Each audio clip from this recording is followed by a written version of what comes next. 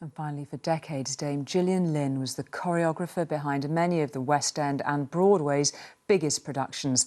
Today, she was remembered as a shining light of the business as theatres dipped their lights in her memory. And the man whose productions she helped make a success, Andrew Lloyd Webber, said none of it would have happened without her. The West End had never seen anything like it, and it was down to the prima ballerina turned choreographer who set about reinventing music theatre. This is just coming up. You're doing your hip swivel, girls. Gillian Lynne was classically trained, but from the 60s onwards, it was her fusion of different dance styles that was to revolutionise the stage musical. When she joined Andrew Lloyd Webber to create Cats 4 decades ago.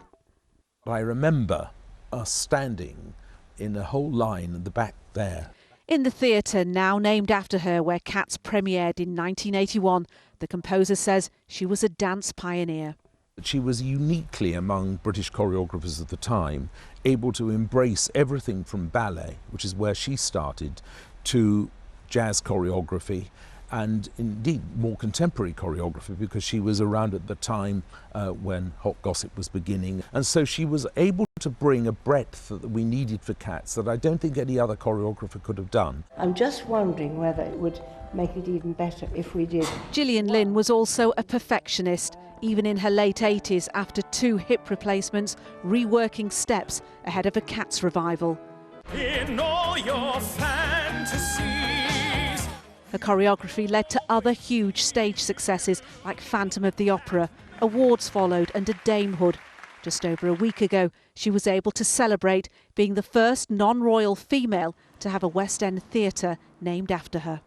At least she lived to see that. I think that there are many, many people around the world, many producers around the world, many people like myself around the world who will say that the reason why we have the performers that we do have now is because of what Gilly did here in this theatre.